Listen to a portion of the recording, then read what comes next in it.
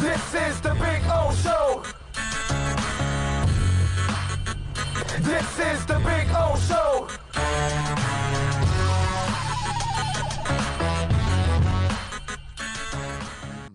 Did you see the Led Zeppelin concert? I started it. I was really into it, but I had other things to do. So Today's the last day. okay, I definitely will watch it today because that looked It was amazing. awesome. Yeah, man. Video was great. The audio was absolutely phenomenal. Today's the last day. So if you want to watch the Led Zeppelin performance from 2007 at the O2 Arena in London, and Jason Bonham, John Bonham's son, was on drums, and it was one hell of a performance. And a couple things that I got from that I really liked. Let me ask right now, the little bit that I saw, maybe 4 or 5 songs, okay? How is it that they didn't do a full world tour, man? Does it make sense? It's planned. Plant's not just What a God, man. Plant's just not really. He did it, but it's like everything about Led Zeppelin for him is all. Listen to his interviews. Yeah, It's like he's like above it or something. He's gotten to this point or something. I don't know, whatever.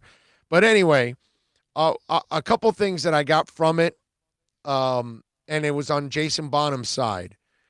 A couple times where Plant acknowledges Jason Bonham, like showing like real appreciation for Jason's drumming in the show.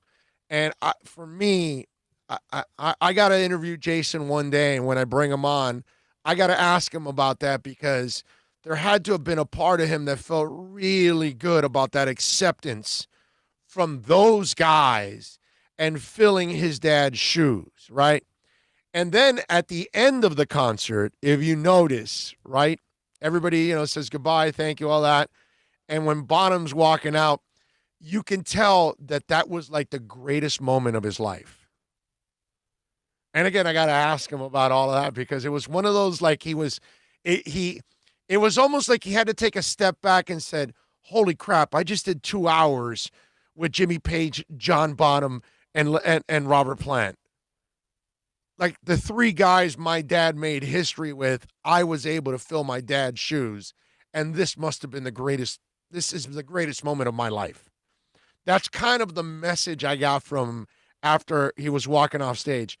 And I was thinking about that, and I was like, this guy must be on cloud freaking 9. I may watch it again today to watch it just a second time. Because, I watched it on Saturday after the rocket took off, after SpaceX took off, then I went to watch Led Zeppelin after that. That's what I was watching. The preview and all the stuff that SpaceX has gone through. Right. And then it went into the Discovery Channel, and I was back and forth, CNN and Fox, and, doing like you do, the rotation, blah, blah, blah. And, yeah, I watched the shuttle go off and was back to work. Yeah, I watched NASA's coverage of it, which I really enjoyed the NASA, even though they're kind of geeky. The announcers that are there. NASA, not Nassau. We're not in the Bahamas. Well, whatever, NASA. And so I went to Freeport and I watched it.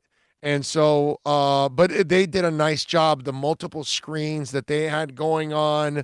That's the first time I watch a launch through NASA. So, hopefully I will be able to do it again. Well, next time, hopefully I can go in person and watch it because that was cool. That I definitely got to do. Big O, the SpaceX astronauts are jamming to AC/DC and Black Sabbath. Really cool. Yes, you are correct. SpaceX astronauts, for those of you that don't know, Doug Hurley and Bob Beckman are taking metal literally out of this world. The duo were listening to AC/DC's Back in Black before the launch of SpaceX Cruise Dragon. And then the reported also said that the astronauts listened to Back in Black from AC/DC on their way to the rocket. In that vein, let's just say those about to launch, we salute you. Even better, the duo have reportedly requested to be woken up after sleeping at the International Space Station with Black Sabbath's Planet Caravan. Specifically, the lyrics, "We sail through endless skies. Stars shine like eyes." There's something about heavy metal and space exploration. You might recall the scientist who discovered water on Mars. The guy was a metalhead, and he successfully landed a probe on a comet in 2014 and noted, "Metalhead, hell yeah, metal science." So there you go. So metalheads everywhere, baby. I got to show this to my daughter. Maybe that'll get her more into metal. I got to get her into metal. That's where I have failed my daughter. No metal. What can I tell you? I have. She just doesn't rock out, bro. She likes the Flintstones and the Looney Tunes, Merry Melodies, the classic metal. stuff. No metal though. Can't get her into metal. She likes Kiss. She does like Kiss. Yeah, but that's like rock. That's not really metal. So yeah, I can't get her into Maiden or Judas Priest or Bon Jovi, Scorpions. Kiss. That's like She'll listen to some Bon Jovi. Yeah, I know. yeah. She was with us at the concert. Yeah. She'll listen to that stuff, but I can't get her into metal. I try to play Black Sabbath for her, and she's like, what is that? That kind of stuff. They ranked, by the way, speaking of metal, they ranked all 165 Iron Maiden songs. Okay. How badly did you disagree, bro?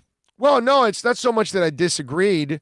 There was one early on. I'm not going to go through the whole list, but "Hallowed Be Thy Name" was the number one song. I can understand that.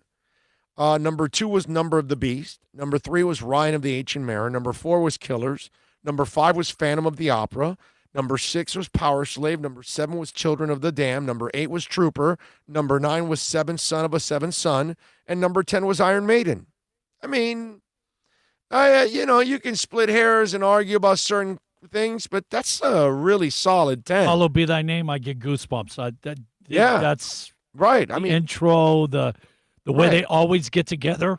Yeah. The 2 guitarists and the bass, all 3 of them on front. Yes. Man, it's, yeah.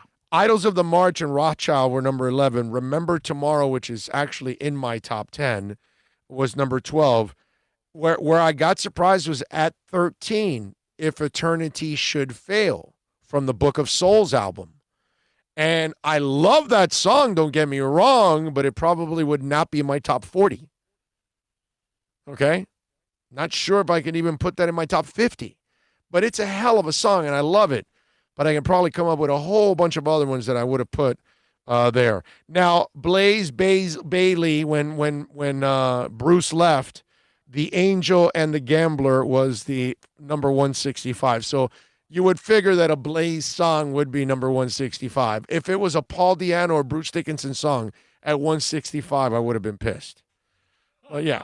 No, because you can't. No. If Blaze Bayley is that singer you stuck in, for a little bit here, then yeah, it's got to be one of his. Okay. I got to have Rothschild in the top 10. Yeah, I'm sure a lot of people. Yeah, you can do it. You can do that. Raul says lots of metalheads are in the science field. My girlfriend and I are examples. Exactly. Metal people are smart, bro. It's very complicated music. It's not easy music. And if you've noticed, that's the other thing about rock and metalheads, hard rock and metalhead fans. They are very, let me see. I'm not going to go intellectual, but I'm going to say they are very specific. They are very educated about their genre. Okay? Like, I don't believe people that like pop music are nearly as educated as people that like hard rock and heavy metal about music. The people that like hard rock and heavy metal and follow their bands, they get to know more about the instruments, the music they're playing, the style. They dig more into the music.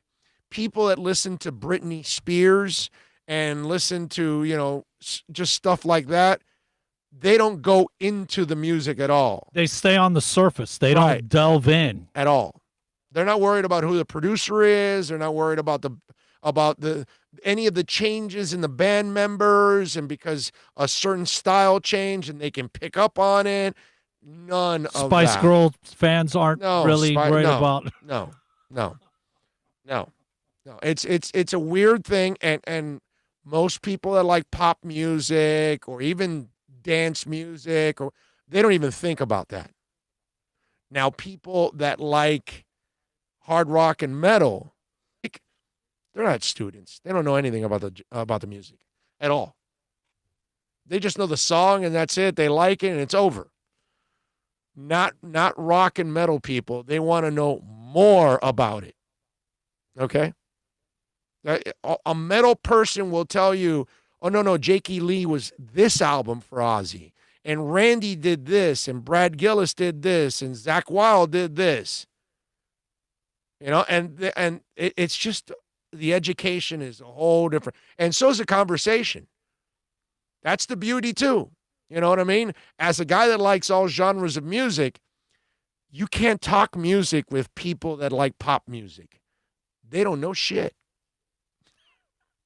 Sorry. And sorry that I had to cuss a little bit, but I had to be a little brutal and vulgar about it because that's just the way it is. Rap is a little different. They have a little bit more education on it because they actually care more about the lyrics and the music and all that kind of stuff, so they're a little bit more educated. Not nearly as rock and metal people, obviously, not as fanatical as them, but still. But pop people, please. They don't know crap about music. Let's see. NorCal says, this metalhead is a Range Rover mechanic. Rovers are heavy metal. My top 5 metal bands, Tool, Slayer, Pantera, Metallica, and Iron Maiden. There you go. Let's see. Tommy Italian 305. He's talking to Myron. Big O with super sarcasm today. LOL. Myron says, NorCal, what about Slayer? Take a little trip with me, says Tool, 9 Inch Nails, Tame Impala, the Mars Volta. It's hilarious. No, I have not. Wow. I got to see that, dude. I'm gonna check that out after the show. Mike No Go Zone says, another thing about rock and metal fans is our loyalty. Oh, yeah. Yeah, definitely. Rock, metal, rap, a lot of loyalty in those groups. Pop, yeah, you're right. It's not the same. It's they just filter in the new ones and then filter out the ones that are 6 months old. No, yeah, you're right. You're right.